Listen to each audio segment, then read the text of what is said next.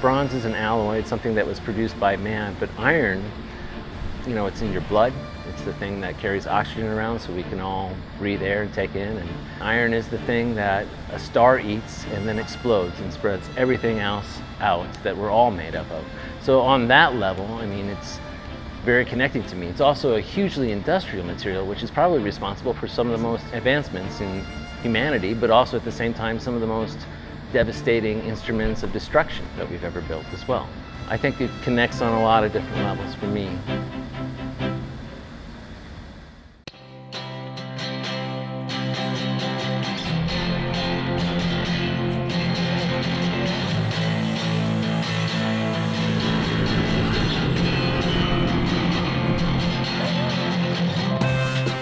You have to build your own furnace to melt iron. So there's a lot of engineering, a lot of math involved to figure out volumes and cubic feet and airflow just to build a furnace to work.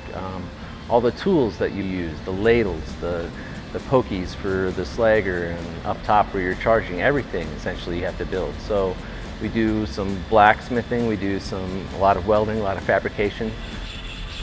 You know, we hold mold workshops, you know, the week beforehand. So I'm working on my stuff, try to get it done as much as possible before the rush of people come in so that I can show people how to make molds, how to go about, and it's kind of a community effort. Since we don't have a yard here, we have to go out to my place to actually cast. So again, another big, huge community effort to load everything on vehicles and take it all out there. So throughout the whole thing, it's really, you know, dependent on everyone working together, coordinating. It's a big lot of coordination. You're kind of doing some dangerous stuff to a certain extent. I mean, you have to be dressed up in full regalia of safety gear, personal protective equipment.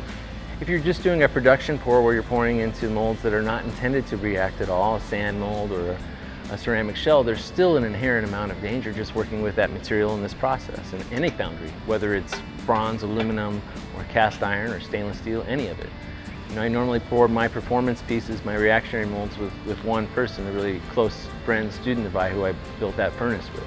So yeah, there is a certain closeness. For me, I always wanted to be an artist. I didn't know I always wanted to teach.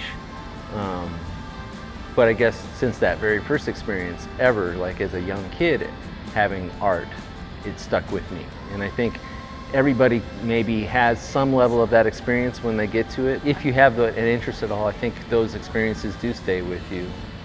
Because, you know, for the most part, art is focused on something that's more personal.